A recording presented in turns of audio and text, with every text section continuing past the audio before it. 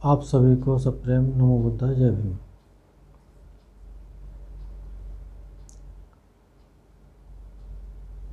कोकालेक सूत्र।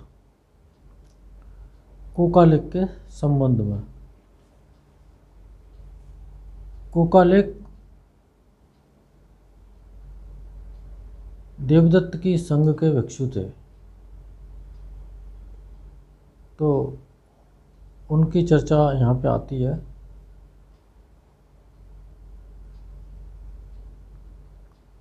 उसके अपने कारण है। श्रावस्ती में उस समय भगवान दिन के विहार के लिए ध्यानावस्थ बैठे थे।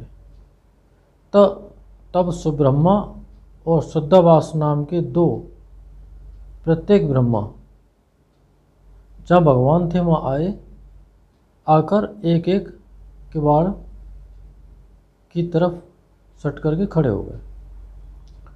तब सुब्रह्मा प्रत्येक ब्रह्मा, प्रत्येक का मतलब हर एक नहीं है। यहाँ पर एक उपाधि होती है। जो ब्रह्मा से छोटे होते थे वो प्रत्येक ब्रह्मा के नाम से, जैसे सम्यक संबुद्ध से एक अवस्था नीचे बुद्ध, बुद्ध से भी एक अवस्था नीचे प्रत्येक बुद्ध, इस तरह से ये आते हैं। तो इसी तरह से ये सुब्रह्मा प्रत्येक ब्रह्मा थे। कोकालेक भिक्षु को उद्देश्य करके भगवान के सम्मुख यह गाथा बोला, जिसका थाह नहीं है उसका भला कौन पंडित जन था लगाने की इच्छा करेगा। जिसका पार नहीं है उसका पार लगाने की कोशिश करने वाले को मैं मूढ़ और पृथक जन समझता हूँ, बेकार का आदमी समझता हूँ। तिस्सक सूत्र। तिस्सक के संबंध में। श्रावस्ती में उस समय भगवान दिन के विहार के लिए ध्यानावस्थ बैठे थे। तब सुब्रह्मा और शुद्धवास, ये दोनों ही प्रत्येक ब्रह्मा थे, एक एक किवाड़ के से लग करके खड़े हो गए।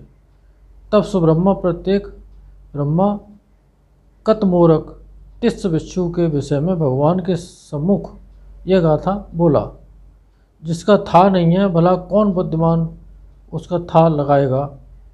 जिसका पार नहीं है उसका पार लगाने की कोशिश करने वाले को मैं मूढ़ और प्रज्ञा विहीन कहता हूँ। नौवां सूत्र है तुदु ब्रह्म सूत्र। कोकालेक को समझाना।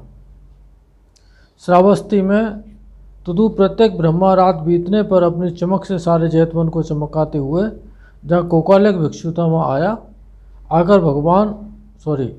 आकर आकाश में खड़ा हो कोकालेक भिक्षु से बोला, हे कोकालेक, सारपुत्र और मोगलान के प्रति चित्त में श्रद्धा लाओ। सारपुत्र और मोगलान बड़े अच्छे भिक्षु हैं। आबुस तुम कौन हो? मैं तुदु प्रत्येक ब्रह्मा हूँ। आबुस क्या भगवान ने तुमको अनागामी होना नहीं बताया था? तब यहाँ कैसे आए हो? देखो तुम्हारा यह कितना अपराध है। पुरुष के जन्म के साथ ही साथ उसके मुंह में एक कुठार पैदा होता है, उससे अपने को ही काटा करता है। मूर्ख बुरी बातें बोलते हुए जो निंदनीय की प्रशंसा करता है या उसकी निंदा करता है जो प्रशंसा का पात्र है, मुंह से वह पाप कमाता है। उस पाप के कारण उसे कभी सुख नहीं मिलता। यह दुर्भाग्य छोटा है जो जुए में अपना धन खो बैठे। अपने और अपने सब कुछ के साथ सबसे बड़ा दुर्भाग्य तो यह है जो बुद्ध के प्रति कोई अपराध लगावे। 100,000 निर्चुंड 36 और 5 अर्बुद्ध तक आर्य पुरुष की निंदा करने वाला नरक में पकता है। वचन और मन को पाप में लगा। 10वां कोकालिक सूत्र, कोकालिक द्वारा श्रावकों की, अग्र श्रावकों की निंदा। श्रावस्ती में तब कोकालिक भिक्षु जहाँ भगवान थे वहाँ आया और भगवान का अभिवादन कर एक ओर बैठ गया। एक ओर बैठे कोकालिक भिक्षु ने भगवान को कहा, बनते सारिपुत्र और मोगलान पापेक्ष हैं, पापपूर्ण इच्छाओं के बस में पड़े हैं। इस पर भगवान ने कोकालिक भिक्षु को कहा, ऐसी बात मत कहना कोकालिक, ऐसी बात मत कहना कोकालिक। कोकालिक सारिपुत्र और मोगलान के प्रति मन में श्रद्धा लाओ। सारिपुत्र और मोगलान बड़े अच्छे हैं। दूसरी बार भी कोकालिक भिक्षु ने भगवान को कहा, बनते भगवान के प्रति मुझे बड़ी श्रद्धा और बड़ा विश्वास है, किंतु सारिपुत्र और मोगलान पापेक्ष हैं, पापपूर्ण इच्छाओं के बस में पड़े हैं। दूसरी बार भी भगवान ने कोकालिक भिक्षु को कहा कि सारिपुत्र और मोगलान बड़े अच्छे हैं। तीसरी बार भी कोकालिक ने वही शब्द रिपीट किए। तब कोकालिक भिक्षु आसन से उठ भगवान को प्रणाम और प्रदक्षिणा करके चला गया। वहाँ से आने के बाद कोकालिक भिक्षु के सारे शरीर में सरसों भर के फोड़े उठ गए। सरसों भर के हो, मूंग भर के हो गए, मटर भर के हो गए, कोलठ भर के हो गए, बैर भाव के हो गए, आंवला भर के हो गए, छोटे बेल मर भर के हो गए, बड़े बेल पत्थर होता है एक फल, एक सरसों से उठे, वो बढ़ते चले गए विस्तार ले गए और बेल के बराबर हो गए। बेल भर के हो फूट गए। पीप और लहू की धार चलने लगी। उसी से कोकालिक भिक्षु की मृत्यु हो गई। मर कर कोकालिक भिक्षु पद्म नरक लोक में उत्पन्न हुआ। सारिपुत्र और मोगलान के प्रति बुरे भाव मन में लाने के कारण। तब स्वयंपति ब्रह्मा रात बीतने पर अपनी चमक से सारे चेतवन को चमका। जब भगवान थे वहाँ आया और भगवान का अभिवादन कर एक ओर खड़ा हो गया।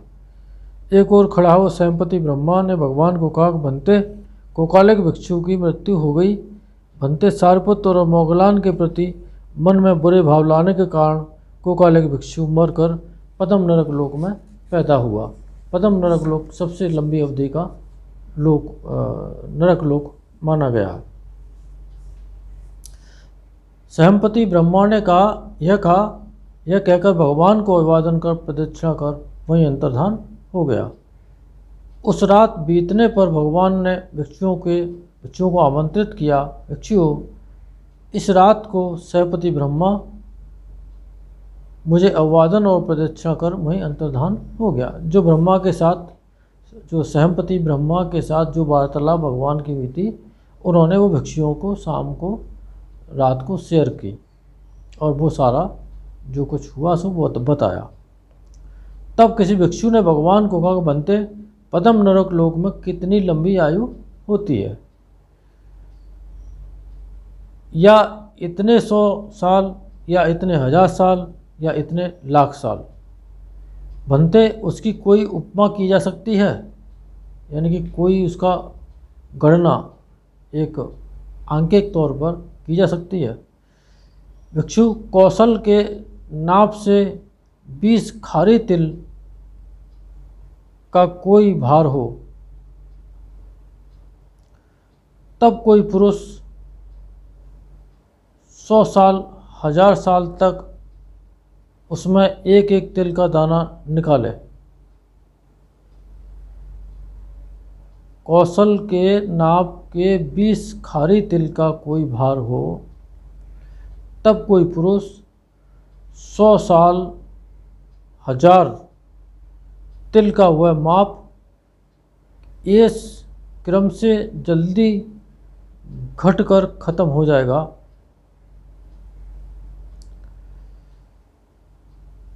उतने से भी एक अबुद्ध नरक नहीं, अबब नरक होता है, 20 अबब नरक का एक अटट नरक होता है। 20 अटट नरक का एक अह नरक होता है। 20 अह नरक का एक कुमुद नरक होता है। 20 कुमुद नरक का एक सौगंधिक नरक होता है। एक सौगंधिक नरक का एक उत्पल नरक होता है और 20 उत्पल नरक का एक पुंडरीक नरक होता है। 20 पुंडरीक नरक का एक पदम नरक होता है। हे भिक्षु, उसी पदम नरक में कुकालिक उत्पन्न हुआ है। यानी कि गणना करने का तरीका भगवान ने ऐसे बताया कि अंकों पर तो नहीं किया जा सकता। भगवान ने कहा, इतना कहकर बुद्ध और भी बोले, पुरुष के जन्म के साथ ही उसके मुंह में एक कुठार पैदा होता है, उससे अपने ही को काटा करता है। मूर्ख बुरी बातें बोलते हुए जो निंदनीय की प्रशंसा करता है या उसकी निंदा करता है जो प्रशंसा का पात्र है, मुंह से पाप कमाता है, उस पाप से वह कभी सुख नहीं मिलता, उसे कभी सुख नहीं मिलता। उसका दुर्भाग्य कम है।